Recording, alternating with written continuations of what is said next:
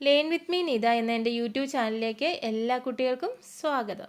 അപ്പം ഞാനിന്ന് എടുക്കാൻ പോകുന്നത് 9ാം ക്ലാസ്സിലെ ഹിസ്റ്ററിയുടെ ചാപ്റ്റർ 4 ഏതാണ്?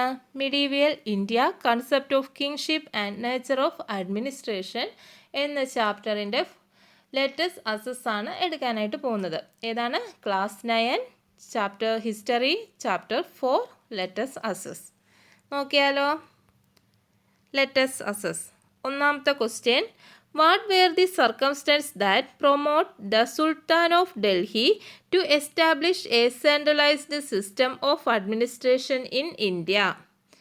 ഞാനിവിടെ ക്വസ്റ്റ്യൻ ആയിട്ട് തന്നെ എഴുതിയിട്ടുണ്ട്, നോക്കിയോ. അത് ഒരു സെയിം ക്വസ്റ്റ്യൻ തന്നെയാണ് കേട്ടോ. What were the circumstances that prompted the sultan of Delhi established a centralised system of administration in India എന്നാണ് ചോദിച്ചിരിക്കുന്നത്. അതിൻ്റെ അർത്ഥം എന്താണ്? ഇന്ത്യയിൽ ഒരു സെൻട്രലൈസ്ഡ് സിസ്റ്റം ഓഫ് അഡ്മിനിസ്ട്രേഷൻ എന്ന് വെച്ചാൽ കേന്ദ്രീകൃത ഭരണ സംവിധാനം സ്ഥാപിക്കാൻ ഡൽഹി സുൽത്താൻമാരെ പ്രചരിപ്പിച്ച സാഹചര്യങ്ങൾ എന്തൊക്കെയാണെന്നാണ് ചോദിച്ചിരിക്കുന്നത്. അപ്പോൾ അതിൻ്റെ ആൻസർ നോക്കിയേ. The influence of Turkish tradition, the desire for expanding kingdom, need for maintaining military force, where the circumstance that prompted the Sultan of Delhi to establish a centralized system of administration in India. എന്തൊക്കെയാണ്?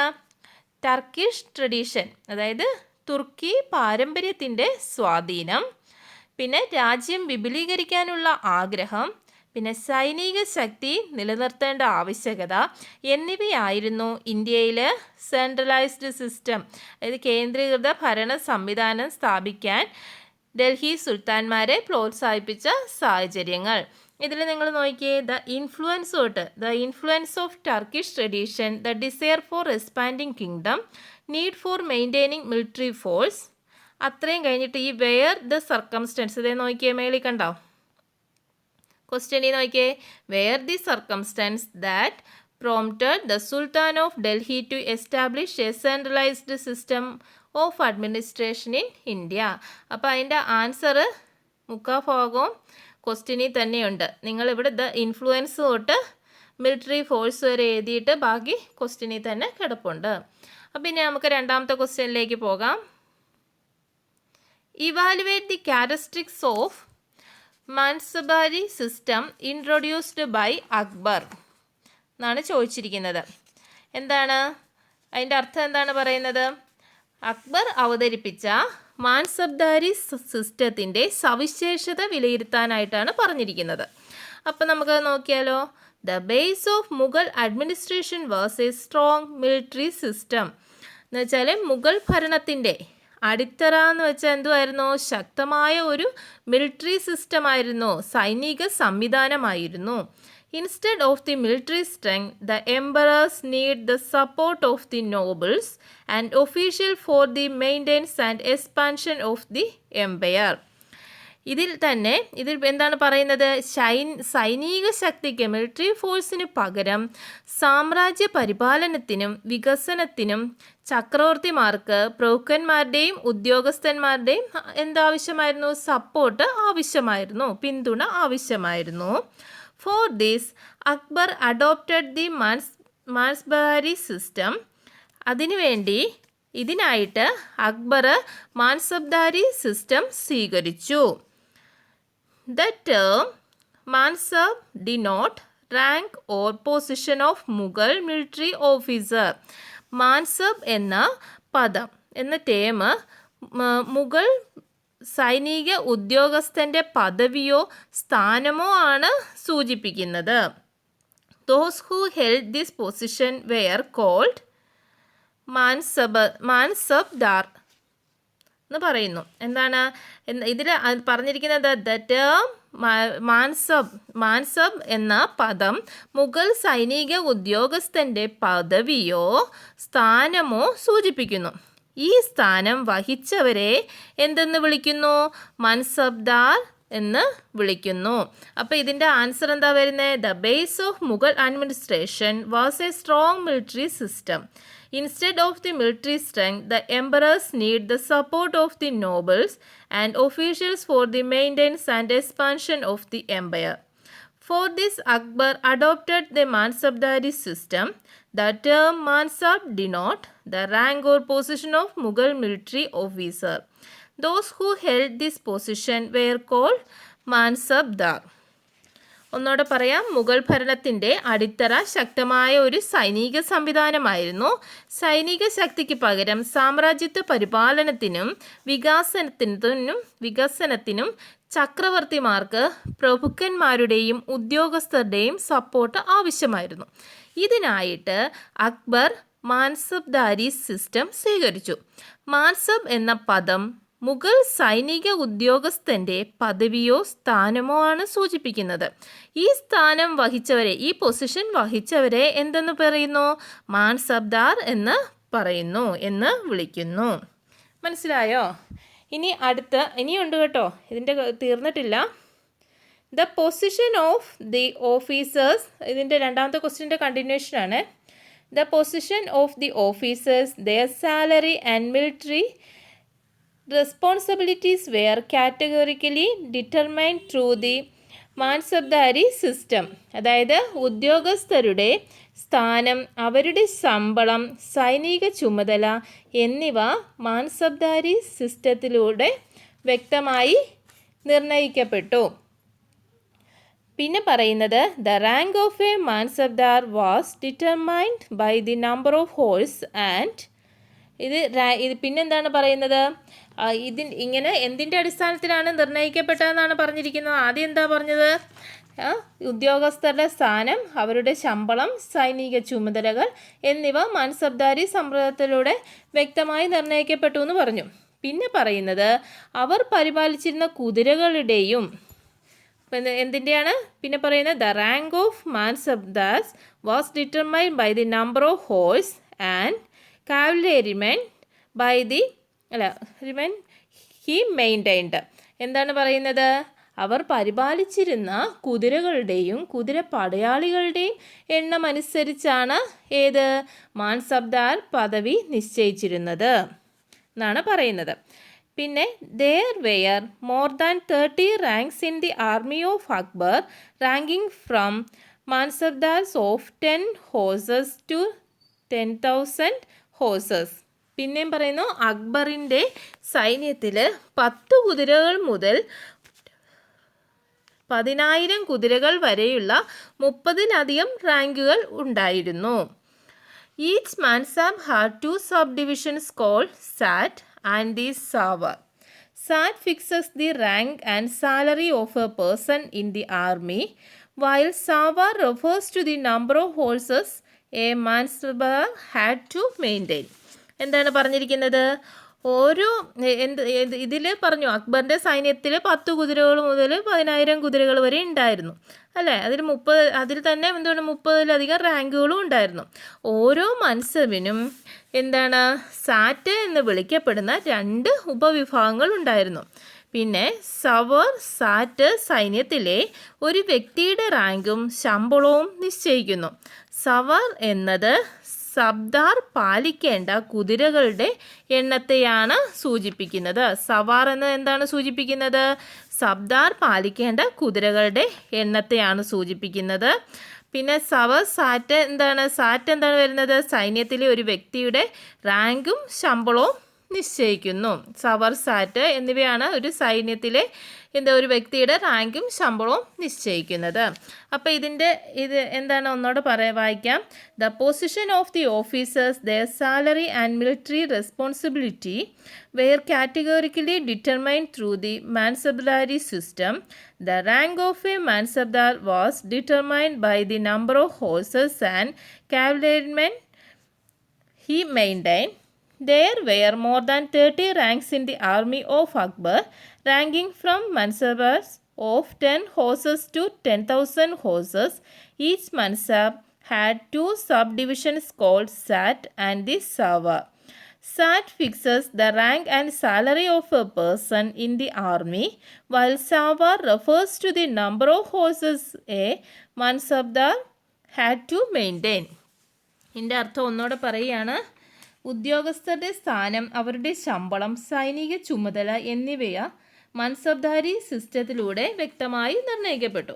അവർ പരിപാലിച്ചിരുന്ന കുതിരകളുടെയും കുതിരപ്പടയാളികളുടെയും എണ്ണമനുസരിച്ച് എന്ത് ചെയ്യുന്നു മൻസബ്ദാർ പദവി നിശ്ചയിച്ചിരുന്നത്. അക്ബറിൻ്റെ സൈന്യത്തിൽ 10 കുതിരകൾ മുതൽ 10,000 കുതിരകൾ വരെയുള്ള 30-ലധികം റാങ്കുകൾ ഉണ്ടായിരുന്നു.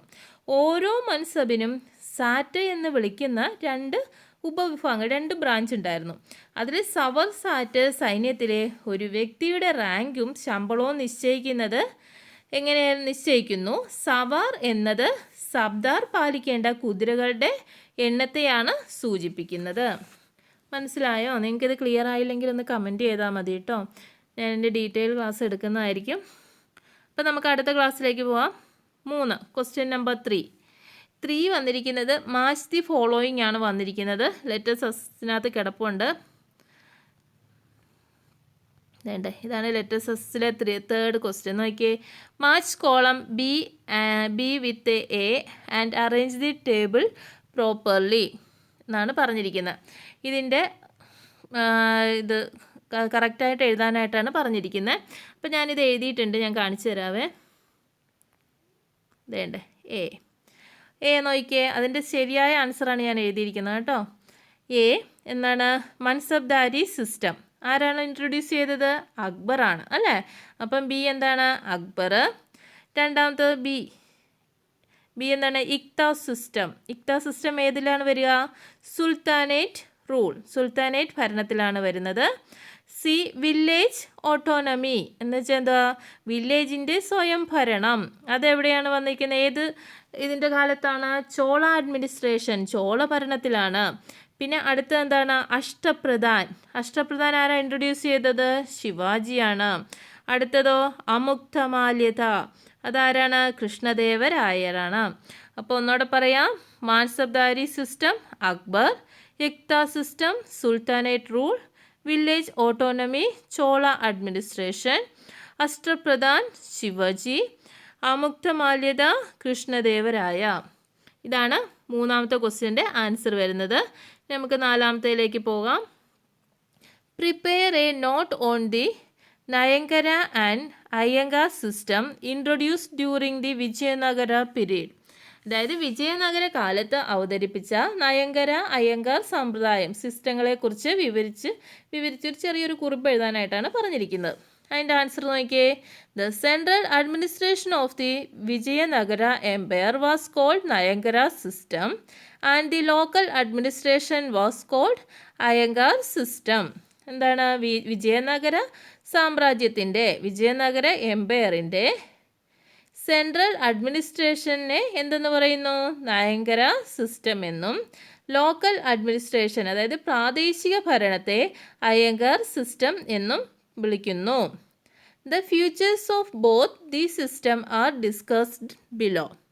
ഈ 2 സിസ്റ്റത്തിൻ്റെയും സവിശേഷതയാണ് ചുവടെ ചേർത്തിരിക്കുന്നത്. അപ്പോൾ നമ്മൾ ഇനി എന്തിനെക്കുറിച്ചാണ് പറയാൻ പോകുന്നത്?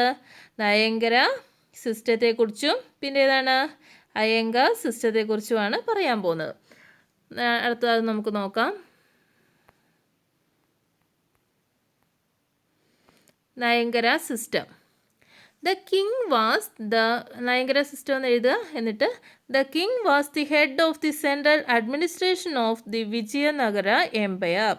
വിജയനഗര സാമ്രാജ്യത്തിൻ്റെ സെൻട്രൽ അഡ്മിനിസ്ട്രേഷൻ തലവനായിരുന്നു ആര്? കിങ്, രാജാവ്. There were ministers and royal officers to assist the king in administration. രാജാവിനെ സഹായിക്കാനായിട്ട് മന്ത്രിമാരും രാജകീയ ഉദ്യോഗസ്ഥന്മാരും ഉണ്ടായിരുന്നു. There was only a small army under the direct control of the king. ഒരു ചെറിയ സൈന്യം മാത്രമേ രാജാവിൻ്റെ നേരിട്ടുള്ള കൺട്രോളിൽ ഉണ്ടായിരുന്നുള്ളൂ. The provisional governors maintained fixed number of soldiers of their own. അതായത് പ്രൊവിഷണൽ ഗവർണേഴ്സ് എന്ന് വെച്ചാൽ എന്താ? പ്രവിശ്യ ഗവർണർമാർ അവരുടേതായ ഒരു നിശ്ചിത എണ്ണം സൈനികരെ നിലനിർത്തി. They provide the service of the army to the king whenever necessary. എന്നിട്ട് അവരെന്ത് ചെയ്തു? അവരുടേതായ ഈ പ്രൊവിഷണൽ ഗവർണേഴ്സ് അവരുടേതായ ഒരു നിശ്ചിത എണ്ണം സൈനികരെ നിലനിർത്തിയല്ലോ.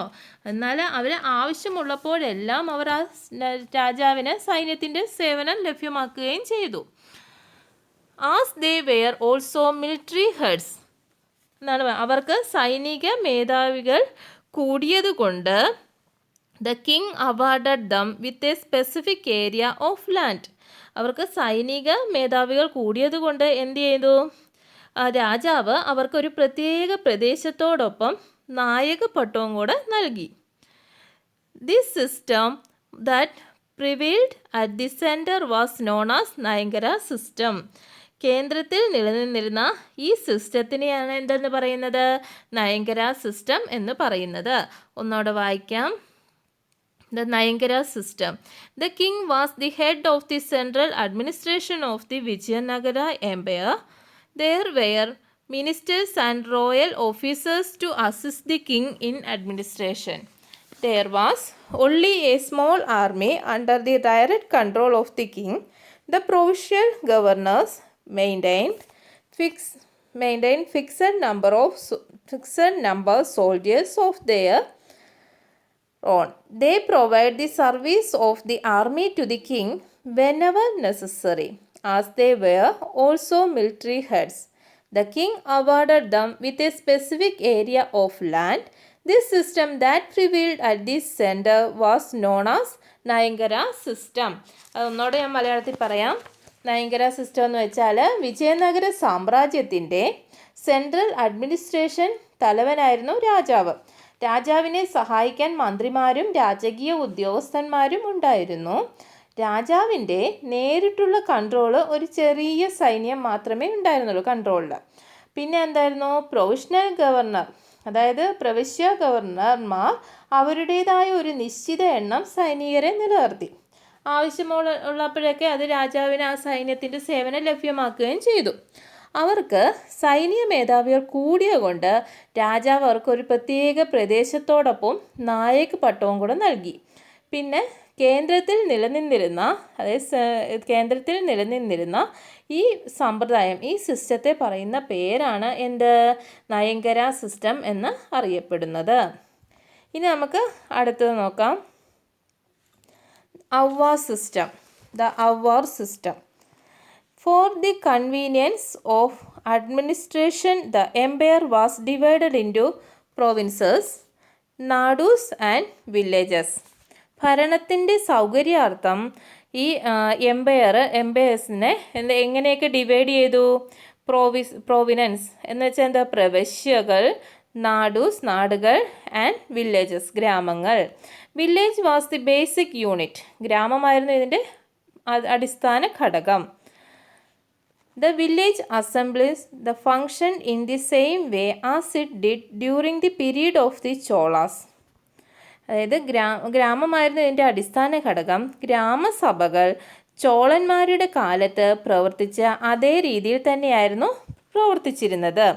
The day-to-day administration of the village was done by the officers known as Iyengars, who inherited the post. എന്താണ്? ആ പദവിയുടെ അനന്തര അവകാശികളായ അയ്യങ്കാർ എന്ന അറിയപ്പെടുന്ന ഉദ്യോഗസ്ഥരാണ് ഗ്രാമത്തിൻ്റെ ദൈനംദിന ഭരണം നടത്തിയിരുന്നത്. This administrative system was known as ayyangas system. The position of ayyangas in the village administration was equal to that of the nayak in the centralised administration. എന്താണ് ഇതിനകത്ത് പറഞ്ഞിരിക്കുന്നത്? ഈ ഭരണ സംവിധാനം അയ്യങ്കാർ സമ്പ്രദായം എന്ന് അറിയപ്പെട്ടു. ഗ്രാമഭരണത്തിൽ അയ്യങ്കാരുടെ സ്ഥാനം കേന്ദ്രഭരണത്തിൽ നായകന്മാർക്ക് തുല്യമായിരുന്നു എന്നാണ്. എന്താണ് പറയുന്നത്? ഗ്രാമഭരണത്തിൽ അയ്യങ്കാർമാരുടെ സ്ഥാനം കേന്ദ്രഭരണത്തിൽ ആർക്ക് തുല്യമായിരുന്നു? നായകന്മാർക്ക് തുല്യമായിരുന്നു എന്നാണ് പറയുന്നത്. അപ്പോൾ ഒന്നോടെ ഞാൻ ഔവാ സിസ്റ്റം പറയാം. For the convenience of administration, the empire was divided into provinces, nadus and villages. Village was the basic unit. The village assemblies functioned in the same way as it did during the period of Cholas. The day-to-day administration of the village was done by the officers known as Iyengars, who inherited the post. This administrative system was known as Iyengar system. The position of Ayyagars in the village administration was equal to that of the Nayakas in the central administration. അതായത് ഭരണ സൗകര്യാർത്ഥം എംപേഴ്സിൻ്റെ എന്താണ് province പ്രവിശ്യകൾ, നാടുകൾ, village ഗ്രാമങ്ങൾ എന്നിങ്ങനെ വിഭജിച്ചു. Village ആയിരുന്നു ഇതിൻ്റെ അടിസ്ഥാന ഘടകം. പിന്നെ ഗ്രാമസഭകൾ ചോളന്മാരുടെ കാലത്ത് എന്താണ് പ്രവർത്തിച്ചിരുന്ന അതേ രീതിയിൽ തന്നെയായിരുന്നു പ്രവർത്തിച്ചിരുന്നത്. ആ പദവിയുടെ അനന്തരാവകാശികളായ ആര്? അയ്യങ്കാർ എന്നറിയപ്പെടുന്ന ഉദ്യോഗസ്ഥരാണ് ഗ്രാമത്തിൻ്റെ ദൈനംദിന ഭരണം നടത്തിയിരുന്നത്. ഈ ഭരണ സംവിധാനം അയ്യങ്കാർ സമ്പ്രദായം അഥവാ അയ്യങ്കാർ സിസ്റ്റം എന്നറിയപ്പെട്ടു. ഗ്രാമഭരണത്തിൽ അയ്യങ്കാർമാരുടെ സ്ഥാനം സെൻട്രൽ അഡ്മിനിസ്ട്രേഷൻ്റെ നായകർക്ക് തുല്യമായിരുന്നു എന്നാണ് പറയുന്നത്. ഇതാണ് 4ാമത്തെ ക്വസ്റ്റ്യൻ്റെ ആൻസർ വരുന്നത്. 4ാമത്തെ ക്വസ്റ്റ്യൻ്റെ ആൻസർ അപ്പോൾ ഏതൊക്കെ വരും? ഔവ സിസ്റ്റവും അതിനകത്ത് പെടും. പിന്നെ ഏതാണ് വരുന്നത്? നവങ്കര സിസ്റ്റവും വരുന്നുണ്ട്. ഇനി അടുത്തത് നമുക്ക് 5ാമത്തെ ക്വസ്റ്റ്യനിലേക്ക് പോകാം. Prepare a short note on the എന്തിനാണ് Ashtapradhan council of the Maratha period. അതായത് മറാത്ത കാലത്തെ അഷ്ടപ്രധാൻ കൗൺസിലിനെ കുറിച്ച് ഒരു ചെറിയ ഷോർട്ട് നോട്ട് എഴുതാനായിട്ടാണ് പറഞ്ഞിരിക്കുന്നത്. അപ്പോൾ നമുക്ക് നോക്കിയാലോ. Maratha kingdom ruled in India in the 17th century. 17ാം നൂറ്റാണ്ടിൽ ഇന്ത്യയിൽ മറാത്ത രാജ്യം ഭരിച്ചു. Maratha king was the supreme authority with powers over the legislature, executive, judiciary and military. Maratha's ruler Shivaji was assisted by the Ashtapradhan in this council of ministers. എന്താ പറഞ്ഞിരിക്കുന്നത്? 17ാം നൂറ്റാണ്ടിൽ ഇന്ത്യയിൽ മറാത്ത രാജ്യം ഭരിച്ചു. ലെജിസ്ലേച്ചർ, എക്സിക്യൂട്ടീവ്, ജുഡീഷ്യറി, മിലിറ്ററി എന്നിവയുടെ മേൽ അധികാരങ്ങളുള്ള പരമോന്നത അധികാരമായിരുന്നു ആര്? മറാത്ത കിങ്, മറാത്ത രാജാവ്. മറാത്ത ഭരണാധികാരിയായിരുന്ന ആരാണ് മറാത്ത ഭരണാധികാരി? ശിവജിയെ അദ്ദേഹത്തിൻ്റെ ഭരണത്തിൽ അഷ്ടപ്രധാൻ സഹായിച്ചു എന്നാണ് പറഞ്ഞിരിക്കുന്നത്. പിന്നെ പറഞ്ഞു അഷ്ടപ്രധാൻ മന്ത്രിസഭ. അഷ്ടപ്രധാൻ എന്ന് പറഞ്ഞാൽ എന്തുമായിരുന്നു? കൗൺസിൽ ഓഫ് മിനിസ്ട്രി, മന്ത്രിസഭയായിരുന്നു. അഷ്ടപ്രധാൻ എന്ന് പറയുന്നത് മന്ത്രിസഭയായിരുന്നു. ഒന്നോടെ പറയാം. Maratha kingdom ruled in India in the 17th century. Maratha king was the supreme authority with the power of the legislature, executive, judiciary and military. Maratha's ruler Shivaji was assisted by the Ashtapradhan in this council of ministers. അപ്പോൾ ഇനി അടുത്ത് നമ്മൾ പറയാൻ പോകുന്നത് ഇത് 5ാമത്തെ ക്വസ്റ്റ്യൻ്റെ ആദ്യത്തെ പാരഗ്രാഫാണ്. ഇനി നമുക്ക് 2ാമത്തെ പാരഗ്രാഫ് നോക്കാം. Functions of ministers in the Ashtapradhan. അതായത് ആരുടെയാണ്? അഷ്ടപ്രധാനിലെ മിനിസ്റ്റേഴ്സിൻ്റെ ഫങ്ഷനാണ് പറയുന്നത്. ഒന്നാമത്തെ നോക്കിയേ, പേഷ്വ എന്ന് വെച്ചാൽ ആരായിരുന്നു? പ്രൈം മിനിസ്റ്റർ ആയിരുന്നു, പ്രധാനമന്ത്രിയായിരുന്നു. അടുത്തതോ ന്യായാധീഷ് എന്ന് വെച്ചുമ്പോൾ ന്യായാധിപൻ അതാരാണ്? Chief judicial officer. അടുത്ത അമാത്യ എന്ന് വെച്ചാൽ ആരാണ്? ഫിനാൻസ് ഓഫീസറാണ്. സച്ചീവ് എന്ന് വെച്ചാൽ ആരാണ്? റോയൽ കറസ്പോണ്ടൻസ്, അതായത് രാജകീയ കത്തിടപാടുകളും ഒക്കെ റോയൽ കറസ്പോണ്ടൻസ് ആണ്. അടുത്തത് മന്ത്രിൻ എന്താണ് ചെയ്യുന്നത്? പ്രൈവറ്റ് സെക്രട്ടറിയാണ്, രാജാവിൻ്റെ പ്രൈവറ്റ് സെക്രട്ടറിയാണ്. അടുത്ത ആരാണ്? പാണ്ഡിലാറാവു എന്തുവാണ്? അത് ഏത് സ്ഥാനമാണ്? മതപരവും, അതായത് റിലീജിയസ് ആൻഡ് ചാരിറ്റബിൾ ആക്ടിവിറ്റീസ്, മതപരവും ജീവകാരുണ്യ പ്രവർത്തനങ്ങളും. പിന്നെയുണ്ട് ആൾക്കാർ. സുമന്ത് എന്താണ്? ഫോറിൻ അഫയേഴ്സ്, അതായത് വിദേശ കാര്യങ്ങൾ. സേനാപതി, ഉറപ്പായിട്ടും നമുക്ക് എല്ലാവർക്കും അറിയാമല്ലോ. സേനാപതി എന്ന് വെച്ചാൽ ഏതായിരിക്കും വരിക? മിലിറ്ററി ആയിരിക്കും വരുന്നത് അല്ലേ. അപ്പം ഇതിനകത്ത് എന്താണ് ഇപ്പം പറഞ്ഞത്? നമ്മൾ എന്തിനെക്കുറിച്ചാണ് പറഞ്ഞത്? അഷ്ടപ്രധാനത്തിലെ മിനിസ്റ്റേഴ്സിൻ്റെ ഫംഗ്ഷനാണ് നമ്മൾ ഈ പറഞ്ഞുകൊണ്ടിരിക്കുന്നത്. ഒന്നോടെ ഞാൻ പറയാം. Functions of ministers in the Ashtapradhan. Peshwa, prime minister. Nyayadhish, chief judicial officer. Amatya, finance officer. Sachiv, royal correspondence. Mantrin, private secretary of the king. Panditrao, religious and charitable activities. Sumant, foreign affairs. Senapati, military. അപ്പം ഇത്രയാണ് മറ്റേ ഇതിൻ്റെ ആൻസർ. ഏത് ക്വസ്റ്റ്യൻ്റെയാണ്? 5ാമത്തെ ക്വസ്റ്റ്യൻ്റെ ആൻസർ വരുന്നത് ഇത്രയാണ്. അപ്പോൾ ഇതുകൊണ്ട് 4ാമത്തെ ചാപ്റ്ററിൻ്റെ ലെറ്റർ സക്സസ് കഴിഞ്ഞിട്ടുണ്ട്. നിങ്ങൾക്കിതിൽ എന്തെങ്കിലും ഡൗട്ടോ കാര്യങ്ങളോ ഉണ്ടെങ്കിൽ കമൻ്റായിട്ട് ചോദിക്കാവുന്നതാണ്. മനസ്സിലായില്ലെങ്കിൽ നിങ്ങൾക്ക് കമൻ്റായിട്ട് തന്നെ പറയാവുന്നതാണ്. അപ്പോൾ നിങ്ങൾക്ക് ഈ ക്ലാസ് ഇഷ്ടപ്പെട്ടെങ്കിൽ ലൈക്ക് ചെയ്യാനും സബ്സ്ക്രൈബ് ചെയ്യാതെ കാണുന്നവരാണെങ്കിൽ ഒന്ന് സബ്സ്ക്രൈബ് ചെയ്യാനും നിങ്ങളുടെ കൂട്ടുകാരിലേക്ക് എത്തിക്കാനും മറക്കാതിരിക്കുക. അപ്പോൾ നമുക്ക് അടുത്ത ക്ലാസ്സായിട്ട് കാണുന്നവരെ ബൈ.